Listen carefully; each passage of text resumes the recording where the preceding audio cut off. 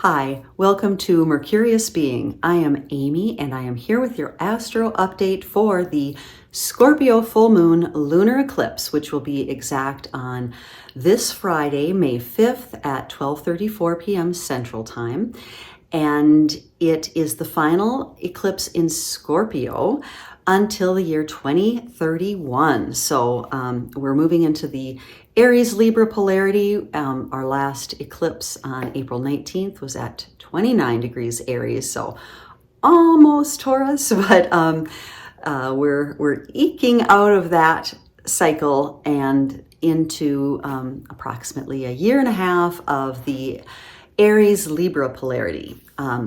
So the degrees of this eclipse, the moon is at 14 degrees Scorpio 58 minutes and the sun is at 14 degrees Taurus 58 minutes, and I'll show you the chart here. There's the moon down here, the sun up here. And today I'm recording this on May 1st, May Day, and I am always thinking about, I don't even know why I said this. Every May Day, I'm like, oh, I should make May baskets like I used to when I was a little kid. And you know, I don't know, if you grew up in a small town, you're able to make little May baskets, fill them with candy, and like run them over to your neighbors and then ring the doorbell and like run away lest you get caught and get kissed. You know, that was horrible as a child. Like, no, you had to like prove your speed to get away. But it was just the delightful unexpectedness of that act and the springtime act of being out and being able to deliver these colorful little surprises. And I really don't know, I was actually going to say that Pluto went stationed retrograde today. So that's really where I was going to go with that. But there's a little air of the unexpected. I think because the sun will also, the sun is in between Mercury and Uranus, and I'll talk about that in a moment, but the sun will conjunct Uranus next on the 9th, so next Tuesday, bringing kind of an energy of like boldness and do something unexpected, you know, prompt yourself to do the unexpected or the out of the ordinary or something that goes against your usual grain. So I guess that's where that first little tangent came in. But I wanted to go back here and just go over the degrees of the sun and the moon. So the Sabian symbol, using Lynda Hill's book, the Sabian Oracle, and I'll have that listed below in my materials. So the degree for the sun is rounding up to 15 degrees Taurus. A man with a silk hat, muffled against the cold, braves a storm. I'm going to jump down to the oracle portion. Someone may not be admitting to what's really going on or acting as if everything is fine. There is a need to show determination, confidence, and hope for the future, as this will encourage you and those around you. There may not be much that can really be done. It's just a difficult, stormy time. It's the nature of life for things to turn around and improve. Forge ahead knowing that life will calm down and get easier. It is important to know whether the storm is visible to everyone and not merely in someone's mind. The bad weather you perceive could be hidden from others. Presenting a brave face to all you meet and hoping for a better future often happens, or helps. However, it could lead you to not being taken seriously by others. Brave the storm, and eventually you will be able to both relax in your mind and in your body. Then you will be able to once again show your individual style and be appreciated. So the key words: inner poise being more important than outer appearances, braving stormy weather, plowing on through difficulties, being willing to weather storms and take on the hard times, having tasks or errands to perform when one would rather not, hats, scarves, or mittens, or muffles. I am not reading well 4 minutes into this video. Sudden change of circumstances. Okay, so those are some of the symbols related to the sun's position. The moon at 15 Scorpio. the Sabian symbol for that is children playing around 5 mounds of sand. And the number 5 kept coming up. Obviously, this is the eclipse is on May, which is the 5th month, on the 5th day. And then the Sabian symbols, the 5 mounds of sand. I'll talk a little bit about Pluto, which has 5 moons. Anyway, so I'll throw a little information about the number 5 in as well. Okay, so the oracle. You may feel that you have the potential for greater things, but don't understand what they are. Development takes time, and it is the first experience of playing with latent talent that leads to greater knowledge. You will be able to fulfill your potential, but maybe you need to start at the beginning. Nowadays, the true art of play has largely been lost. We have the apparent need for more and more complicated machinery and gadgets in order to bring joy. Much can be learned from letting go and allowing yourself to experience joy naturally found in the company of others. Indeed, if playing is seen as sacred and special, it can be particularly healing. Things such as walking in the desert, doing sweat lodges, and enjoying spiritual gatherings with others. Interacting with others brings our humanness to life. It will be necessary to be conscious of their needs, as some may get lost in the situation, losing sight of the others as they disappear behind the mounds of sand. Taking things lightheartedly and enjoying the company of other people, particularly those that are creative and intelligent, can move this situation forward. So I thought this was really interesting when I looked this up, because the importance of play and especially the company of others. Last Thursday, I took a walk, and there's this little stream up by where we live, and at this time of year, it's really full and flowing quite quickly, but also just really overflowing its banks. And I noticed a river otter, and I was just delighted. And so I kind of sneaked and took this video of it, and I'm like, wow, I've never seen one so close, and because it was just really close to the road. And and look up river otter, and of course it has to do with being playful and curious, and also enjoying the companionship of others, and having fun collectively. And then later I ran to town in my vehicle, and I'm like, well, the otter is still there. And then I'm like, okay, that's not good. And I looked back at the video and realized it was in a trap. But it was freed the next day. We were going to call the DNR, and I know that people have the right to trap in rivers in Minnesota. So there's nothing illegal about it, but a person cannot leave an animal in a trap. But it was really sad to see such a beautiful creature, and usually one of such happy connotation in that situation. But it appears that small trees were cut down that the trap was on, so the DNR must have gotten there and freed the otter. So that's the celebratory part here of the story. But I thought when I read this about joy and playfulness kind of being trapped and confined as well. So something about just really looking into our own sense of joy and creativity and sense of fun, and how much it's restricted in our lives, whether it's by ourselves or others or conditions. So just something to look into for each of us, and to bring that, the necessary steps of play and creativity without all of a sudden, well, it's gotta go towards something. It does. That's where grand ideas are made. Grand ideas are found daydreaming and looking up at the sky. Everything doesn't have to be so like, well, chop, time's ticking. You better come up with that amazing idea. You better not screw around while you're doing it.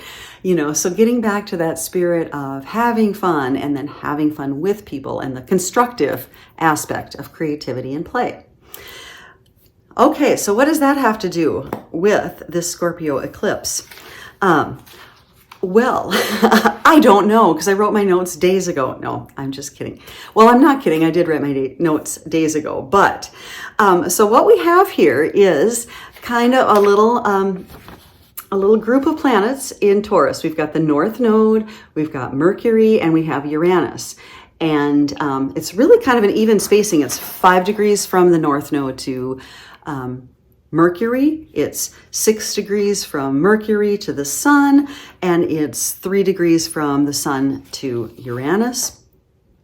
And as I said, so today is the middle day. It's the exact day, today when I'm recording this, the first of the Mercury-Sun conjunction. So there's this energy of reaching out for messages. There's an energy of connectivity. There is an energy of the Sun in Taurus. I mean, all of these planets in Taurus, this Earth sign, right? Earthy, the sign of embodiment, the sign of physical resources, the sign of being physically comfortable, the sign of being safe, the sign of beauty and nature and enjoying one's humanness, enjoying food, nourishing the body, nourishing the senses, the tactile senses, being sensual. And we have the Sun as that operating system, okay, and it's at the midpoint between these mental energies. Mercury is mental. Uranus is mental. It's actually the higher octave of Mercury. However, Mercury, and especially Mercury retrograde, is a lot about bringing that which is above down into that which is below, which is us and our earthly experience and being ensouled and being experienced. So, so that message of play and creativity and walking in nature and letting some, well, because we're in the Mercury retrograde as well, letting the usual way of doing things, your usual operating system should be cast aside during the Mercury retrograde period.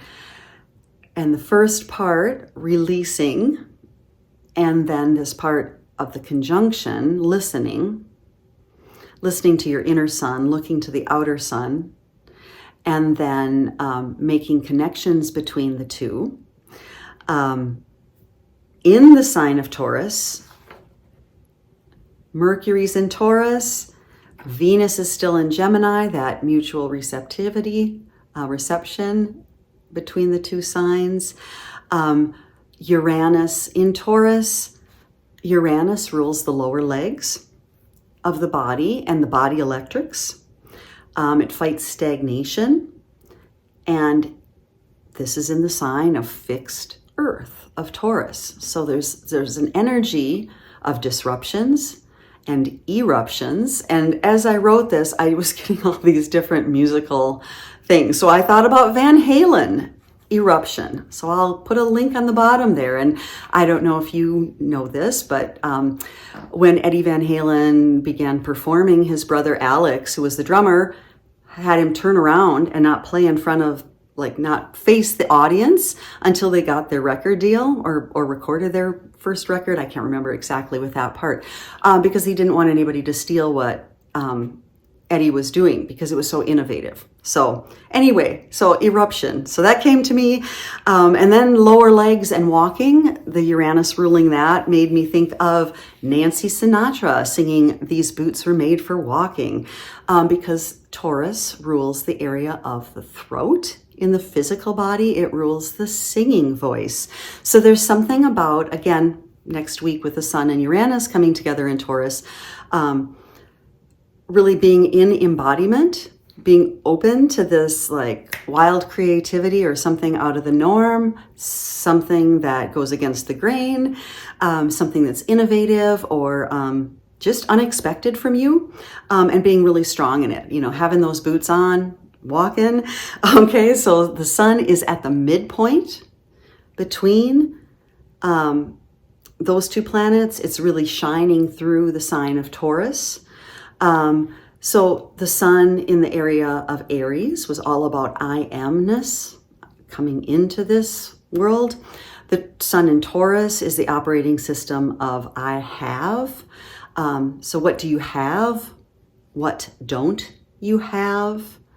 What makes you feel secure?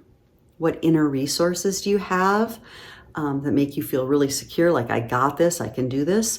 What makes you feel insecure? What are you lacking? And then what chain of triggers does that set off within you? So again, this Mercury retrograde period is a great time to review all these things, okay? Taurus is always seeking stability. If you have stability, you can build on that. If you feel secure in your body, stable and comfortable and set, then you don't feel like you have that Jenga tower that always feels like it's going to fall, okay?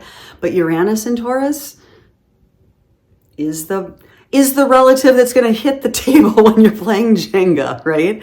But sometimes that needs to happen because the tower needs to be rebuilt, right? Okay, and I've got like sub notes here too. This is what happens when I start writing something and then I continue writing far past that. I'm going to continue on about Taurus though. So Taurus, the sign, physically, ruling the throat. Energetically, it rules the heart chakra. And it rules the receptive side, the yin side of the heart center, the anahata chakra, the unstruck chord. It is the heart center is really the air element, and air always seeks to balance the rulership of Venus. It seeks to fill. So we have the Sun and Mercury and Uranus and the North Node all microcosmically in your heart center for all of us. So there's a lot of energy in our heart center. The heart center is the middle of our chakric system. We have 3 below and 3 above. So, and it's also a belief that the divine resides in each of our hearts. Of course, Kriya used to say, because that's the last place in the world that humans are going to look for it. They're going to look high and low. They're going to look into other people's books and other people's words and advice, but it's always right there within your own heart. Always. And then that divine residing in your heart center, the heart's a pump. It's radiating love and devotion throughout your body, all the way down to your fingertips, the tips of your toes, the strand of every hair on your head, every cell, okay? So just allowing yourself to go into that imagery of really being filled, and maybe then Uranus can shake loose a little stagnation using the lower legs or legs up the wall, pumping it up back into the heart center. So this full moon in Scorpio, so the sun is shining and it's shining on the moon, and then the moon's in the shadow of the earth, so a little bit dimmed at this eclipse. Okay, I just have some Pluto notes, so I'll get back to that. Because Pluto rules Scorpio, so Pluto going, stationing retrograde, so close to this Scorpio eclipse, especially the last Scorpio eclipse until 2031, is also significant. Also significant that, Pluto had just March 23rd gone into the sign of Aquarius. So like we're kind of Pluto heightened right now. Although aren't we always a little Pluto heightened as humans? Either that or not, right? Just whatever, depends on how much we shove under the rug. So full moon. The full moon fulfills what the new moon promises. On April 19th, the second new moon in Aries was that solar eclipse at 29 degrees, 50 minutes, Aries, was really like this carryover from the last degree of Aries. So, we have this Scorpio full moon, the polarity of Taurus and Scorpio, but we didn't really have a Taurus new moon to have polarity against. So the Taurus new moon we'll have in a couple weeks will really be, a different energy of that. Does that make sense? The lunar eclipse, the earth is shadowing the light of the sun. And the Scorpio moon is in shadow. Okay, so even deeper, the deep penumbral eclipse, deep within the almost, pen means almost, I believe, and umbra is shadow. So deep within the almost shadow, or an even grayer area is what I was thinking. And I was just thinking, so this song popped into my head, not even that I'm an Avril Lavigne fan, but the song Complicated came into my head, and the word complicated. So the sign of Scorpio, which is all about everything is gray, it's not black and white. Like Taurus would like things to be a little black and white. I'd like to have it be simple. I'd like to have it be straightforward. I'd like to know the good guys and the bad guys. Well, Scorpio is like, hey, there are no good guys and bad guys. It's all degrees of shadow and light. So even the new moon to this full moon was complicated. It wasn't a straightforward Taurus new moon. It was a 29 degrees Aries new moon. Okay. Scorpio is the sign of transformation, death, and rebirth. And it is at the midpoint of the sign of Scorpio and midpoint of Taurus. It's one of the 8 points of the year. So it's close to, or actually 14 degrees, 58 minutes. Couldn't be any closer to Beltane. And that's in May. October is Samhain. August, Leo midpoint is Lammas. And I think February 15 degrees Aquarius is Imbolc. But then as I go into that, I'm always like, yeah, well, that's tropical. But, would they have celebrated sidereal back in the day? Anyway, it probably doesn't matter as long as if you have it's a midpoint. So it's a midpoint, it's a heightened time. It's also an eclipse, so that's a heightened time. Scorpio, I always think of Shiva, the god Shiva, transformation. Venus rules Taurus. Another name for Venus is Shukra in the Hindu pantheon. And Shukra is the goddess or the energy that Shiva granted the knowledge of rejuvenation and the ability to bring back to life. It's a form of Mahalakshmi, who is the goddess of abundance, the wife of Vishnu. This eclipse is taking place in the area of the heavens known as Baharani. The symbol is the yoni, the female reproductive organs. So there's a lot about creativity. It's a channel for creation, but it's presided by the god Yama, and that Yama is the god of death. It's also a restraint practice. It's the energy of endings. It's the energy of releasing and detaching from old karmas before there is a new rebirth. Balancing desire and creative impulses. So this is the area I should explain, This is the area the sun is in. That makes more sense, doesn't it? Ruled by Venus and Saturn being debilitated in this area. And the basic principle is Shakti, is energy. So it's creativity and rebirth, but there's that layer of like, yeah, but you got to clear it out. You got to clear the garden out before the new sprouts can sprout, right? So the moon is in the area of the heavens of Vishaka, and the symbol is the potter's wheel and the archway. And the ruling gods of this area are Agni, the god of fire, and Indra, the lightning bolt god, and the god of the gods. And Saturn is exalted in this area, and the moon is debilitated. Saturn, this is from Camilla Sutton, so I wanted to make sure I credited her, and I will put this link in the bottom. Saturn's exaltation, forcing the soul to learn from its experiences in life and change its outlook. Because Saturn, is the energy of always like, you got to do the work, right? You got to do the work. And you do the work, you learn from it, then you can release the karma. Then you can have the rebirth and the new growth and the creativity. So during this portion of the sky where the moon is at for this full moon, so the moon in general in this area of the heavens, which is a reflection of the soul, and this again is all from Camilla Sutton, and the significator of the mind is debilitated. The great churning of mind takes place in Vishaka, between the lower self and its higher aspirations. The moon does not want to change and is happy with its earthly inclinations, but at this stage of life, it is forced to recognize the ultimate purpose of life, which is moksha, or liberation.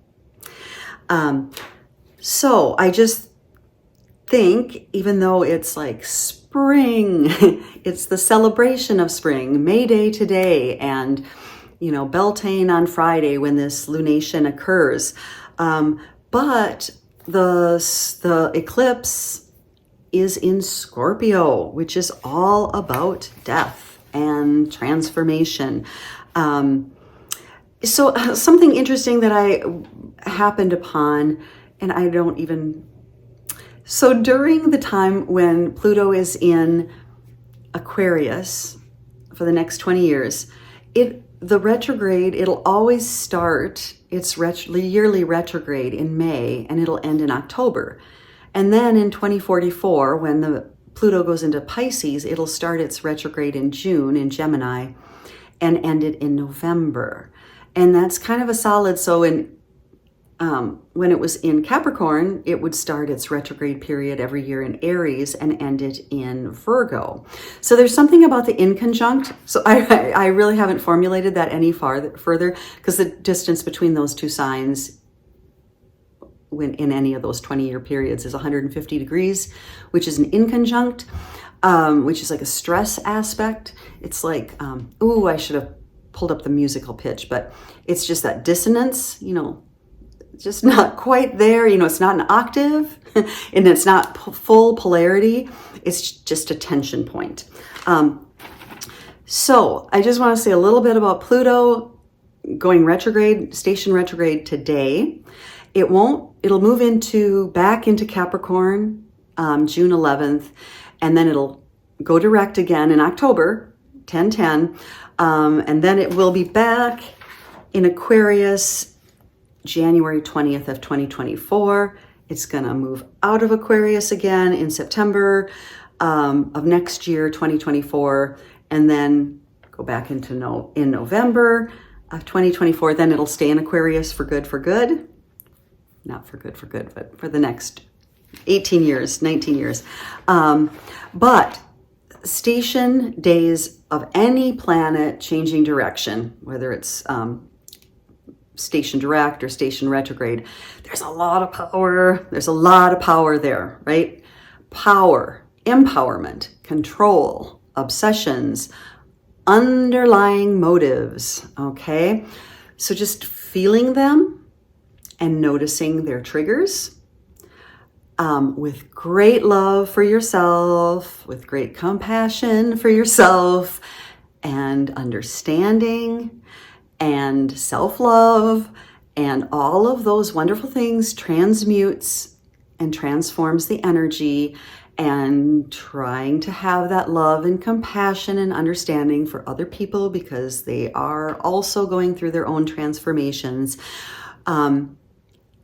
But that energy of Saturn of like, everybody does have to do their own work. I just keep coming back to that. And also that's the empowering part. Like, you could listen to some self-help person until they and you are blue in the face. And you are probably a whole lot poorer afterwards. And it's not going to do any good. All you have to do is you doing it. I joked recently, like, all you need for self-help is a journal and a pen and yourself and probably nature and a meditation mat and a good glass of water and some healthy food. But mostly nature and mostly journal. Okay, movement and sleep are good ideas too. Okay, so, but Pluto, so it's going to visit Capricorn again. And I thought, again, interesting today, there was also on the news another bank situation. So I think we're revisiting the banking situation when Pluto went into Capricorn back in 2008. Probably the real estate market or anything else that's unsustainable in these old structures are going to be highlighted before we really get on to the new path. So, and then I just happened to look up Pluto stuff, and I did not know it was on a 17-degree angle. Its orbit, 17 degrees inclined at that angle, different than the other planets.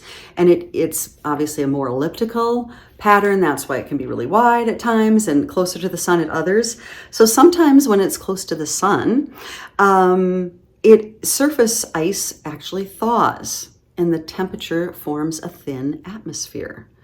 And it's also tilted on its side like Uranus is, so it just operates a little differently if you think about it that way. And Pluto has 5 moons, Charon, Styx, Nix, Kerberos or Cerberus, and Hydra. And Hydra was the mythological water dragon with 9 heads that Hercules had to slay. And if you remember, every time he would cut off a head of the Hydra, 2 would grow back. So he had to get some help. I think it was from his nephew, and they'd had to cauterize each neck as they cut off the head. And the underground realm of Hades, which Pluto rules, has 5 rivers. So we had the 5 moons. Got the 5 rivers. The eclipse is on the 5th month, on the 5th day, and the Sabian symbol points to the 5 mounds of sand, I think it was. And then Charon, if you remember, was the escort, the person who escorted the souls across the river Styx. And Nyx is the goddess of night. Hermes, or Mercury, is the one that would gather the souls of the dead and escort them from the upper world to the underworld. So there's that Mercury, the ability of Mercury to go above to the heavens and below to earth and embody experiences and also transitions. Mercury can always go between states and into and through and connect. So he would bring them down. Charon would ferry them across from that point, and his fee was a single coin that was placed in the mouth of the dead upon burial. And those who were unable to pay the fee had to walk the earthly side as ghosts. Let me see, what other notes? Okay, fun fact, and I just confirmed this with someone who works in tech, or used to work in tech this morning. So Kerberos, or, Cerberus, the 3-headed hellhound, dog of hell that would guard Hades, is actually, with a K, with the Greek spelling, is a protocol for authenticating service requests between trusted hosts across an untrusted network, like the internet. And this was developed by MIT. So how interesting. They picked a very good guardian, a hellhound, to guard that. So I'm going to wrap this all up, this beautiful, that's why I wore my green, blooming, awakenings and vulnerable springtime energy, hopeful and full of, the possibility of play and creativity and rebirth. And then the lunar eclipse in Scorpio, telling us that, we better pay the fee, that the work is to be done, that to transform and to let that which needs to decompose. So where is this full moon lunation? Where is this full moon lunar eclipse in your chart? Where is the sun at 15 degrees Taurus in your chart? And Mercury and Uranus, where is this all occurring? So what symbols are coming up for you? What planets are being aspected? So anything that I say can be thrown out the window depending on thrown out the window and or extremely heightened depending on if it touches something personally in your chart. But really, what are you being asked to release? What are you being asked to let die? What are you really feeling compelled to balance in your life? And again, this eclipse, full moon, happens just after Mercury and the Sun spend their time together. Mercury, the messenger, meeting the Sun, the inner sovereign, the outer sovereign, the center of our solar system. What dreams, desires, future self, vision did you present to your own inner sovereign? Take a deep dive into your shadow aspects, mine them, thus the journal, feel into them, the Taurus part, embody it, allow those feelings to be present, allow them the space to be present, and acknowledge their messages. Okay. Let them be burned by the flame of your awareness and let the ashes settle. Then ask yourself, out of these ashes, this layer of ash added to your compost blend, what would you like to see grow? What would you like to see birthed or take form? So feel and see and experience with your senses the fullness of your new creation. And then see the shadowed fullness of the moon, the fullness created from shadow and by shadow. The shadow adding nuance and hue and layers and levels of degree to the richness of your being. Neither black nor white, neither good nor bad, but whole, complete, and perfect in all of its complexities. Thank you for joining me today. And if you'd like to attend a live astrology, or I'm calling it an integrative astrology session, just go through my website and the contact form, and I'll put the information below. I'm going to do one on Wednesday night, the 3rd of May at 7 p.m. Central, and I'll do another one Thursday morning at 11 a.m. Central, and it'll be about a half an hour, 45 minutes, and it'll start off with a little astrology, very much little touch, and then go into the breath and a simple guided breath and a simple sound-based practice to really embody and tune the information and the energies that are going on, and just ending the practice with a little bit of a guided meditation. Guided meditation, actually probably a little silent meditation. So guided in the beginning, silent at the end. Anyway, have a wonderful day and a wonderful couple weeks. Hold on through the full moon, and I will be back at the next lunation.